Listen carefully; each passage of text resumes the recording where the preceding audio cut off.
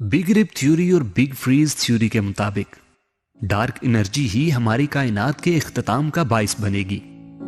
ऐसे ही साइंसदानों का यह मानना है कि डार्क मैटर ने कहकशाओं के वजूद को कायम रखा हुआ है।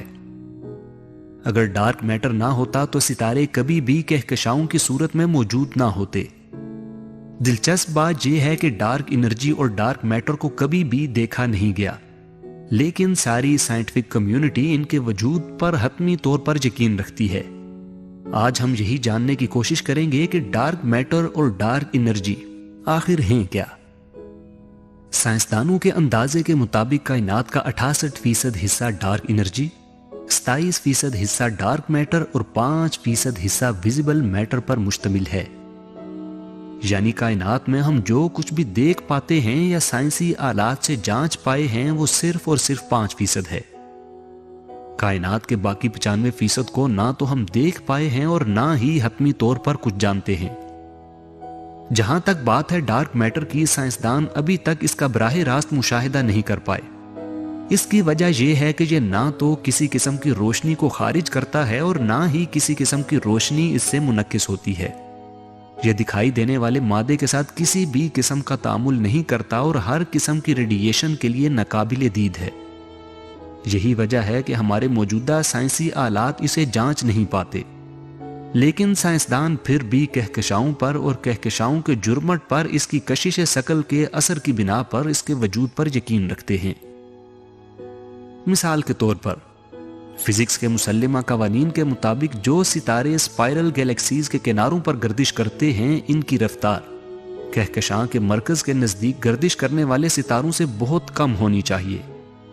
लेकिन मुशाहिदात में यही बात आई है कि सितारे मरकज से फासले के कते नजर तकरीबन एक ही रफ्तार से चक्कर लगाते हैं।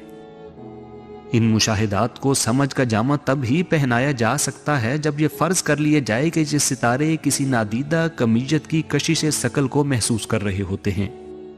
चुनांचे साइंसदानों ने यह फर्ज कर लिया कि यह नादीदा कमीयत डार्क मैटर है, जो नजर तो नहीं आता लेकिन कहकशाओं के गिरदो पेश हर जगह फैला हुआ है और इसकी कमीयत कहकशां की अपनी कमीयत से 5 गुना ज्यादा होती है। अगरचे साइंसदान डार्क मैटर के बारे में हतमी तौर पर कुछ भी कहने से कासिर हैं कि यह दर हकीकत क्या है, लेकिन उन्होंने इसकी नोयत के बारे में चंद एक मफरूजात पेश किए हैं। एक नुमाया मफरूजा यह कहता है कि डार्क मैटर ऐसे बदेसी जर्रात पर मुश्तमिल है जो आम मादे और रोशनी के साथ तामुल तो नहीं करते लेकिन कशिश शकल रखते हैं। एक गालिब गुमान यह है कि ये बदेसी जर्रात वीकली इंटरेक्टिंग मैसिव पार्टिकल्स हैं, जिनकी कमीयत प्रोटॉन से सैकड़ों गुना ज्यादा होती है, लेकिन ये मादे के साथ निहायत खफीफ तामुल करते हैं, जिसकी वजह से इन्हें जांचना बहुत मुश्किल हो जाता है। बाद साइंसदानों का गुमान यह भी है कि ये बदेसी जर्रात न्यूट्रेलिनोस हैं, जो न्यूट्रिनोस से वजनी और सुस्त रफ्तार होते हैं, लेकिन मसला यह है कि न्यूट्रेलिनोस अभी तक सिर्फ फर्जी और नजरियाती जर्रात हैं और इन्हें कायनात में कहीं भी दरियाफ्त नहीं किया जा सका। बेशुमार साइंसी ग्रोह इस कोशिश में हैं कि वो लेबॉर्टरी में डार्क मैटर के जर्रात को पैदा कर सकें ताकि इन पर मजीद तहकीक की जा सके। बावजूद इसके कि डार्क मैटर नजर आने वाले मादे से 5 गुना ज्यादा है, लेकिन ये दोनों मिलकर भी कायनात का सिर्फ 32% बनते हैं। बाकी का 68% पुरइसरार डार्क एनर्जी पर मुश्तमिल है।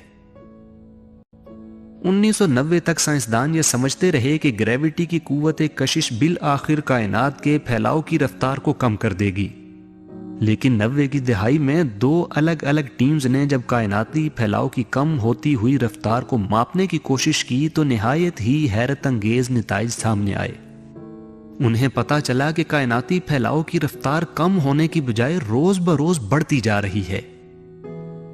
एक साइंसदान ने इस पर तबसरा करते हुए कहा कि यह दरियाफ्त ऐसी है जैसे आप चाबियों का एक गुच्छा हवा में उछालें और यह तवक्को करें कि यह नीचे आएगा मगर वो ऊपर ही ऊपर जाना शुरू कर दे।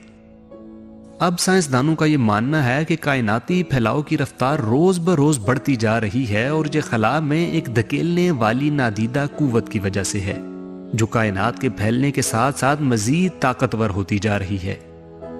इस पुरइसरार कुव्वत को नजर ना आने की बिना पर डार्क एनर्जी कहा जाता है। ڈارک میٹر کی طرح ڈارک انرجی کی نوعیت کے بارے میں بھی سائنسدان حتمی طور پر کچھ بھی نہیں جانتے۔ البتہ چند ایک مفروضے ضرور موجود ہیں جو اس کی وضاحت کرنے کی کوشش کرتے ہیں۔ ایک مفروضہ یہ کہتا ہے کہ ڈارک انرجی خلا کی ہی ایک خصوصیت ہے۔ سب سے پہلے آئنسٹائن نے یہ خیال پیش کیا تھا کہ خلا کچھ نہ ہونے کا نام نہیں ہے، بلکہ یہ اپنا ایک الگ سے وجود رکھتی ہے اور اس میں کچھ خصوصیات بھی پائی جاتی ہیں۔ سب سے پہلی خصوصیت تو یہ ہے کہ خلا مزید خلا کو جنم دے سکتی ہے۔ دوسرا یہ کہ یہ خلا اپنی طرح کی ایک خاص انرجی رکھتی ہے جس کا اثر گریوٹی کے بالکل برعکس ہے۔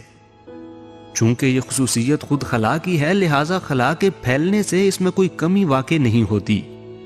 جیسے جیسے کائنات کے پھیلنے سے خلا میں مزید اضافہ ہوتا جا رہا ہے، ویسے ویسے اس انرجی میں بھی اضافہ ہوتا جا رہا ہے۔ ایک دوسرے مفروضے کے مطابق ڈارک انرجی ایک انرجی فلوئڈ یا فیلڈ ہے جو تمام خلا میں پھیلی ہوئی ہے، اور کائنات کے پھیلاؤ میں اس کا اثر عام مادے اور توانائی سے بالکل متضاد ہے۔ بعض سائنسدانوں نے اسے کوئنٹیسنس کا نام دیا ہے، جو یونانی فلسفہ کے مطابق کائنات میں پایا جانے والا پانچواں بنیادی عنصر ہے۔ ایک مفروضہ یہ بھی ہے کہ تھیوری آف گریوٹی بذات خود درست نہیں ہے اور اس میں کچھ کوتاہیاں ہیں۔ یہ ہمارے نظام شمسی کی حد تک تو درست نتائج دیتی ہے، لیکن کہکشاں کی سطح پر اس کے اطلاق سے جو نتائج پیدا ہوتے ہیں ان میں کائنات کے پھیلاؤ کا اثر واضح نہیں ہے۔ لہٰذا ہمیں ایک نئی تھیوری آف گریوٹی کی ضرورت ہے جو اس ڈارک انرجی کے مسئلے کو حل کر سکے۔ دلچسپ بات یہ ہے کہ جو سائنس مشاہدے اور تجربے میں نہ آنے والی کسی چیز کو تسلیم نہیں کرتی تھی، وہ ڈارک میٹر اور ڈارک انرجی کے بارے میں صرف ان کے اثرات کی بنا پر ان کے وجود کو یقینی طور پر تسلیم کرتی ہے، اور یہ بھی تسلیم کرتی ہے کہ کائنات کے 95% حصے پر مشتمل ان حقائق کے بارے میں وہ حتمی طور پر کچھ نہیں جانتی، لیکن کائنات کا 100% حصہ جس ذات کی موجودگی کی گواہی دیتا ہے، اس ذات کے بارے میں وہ حتمی طور پر کہتی ہے کہ وہ خدا موجود نہیں ہے۔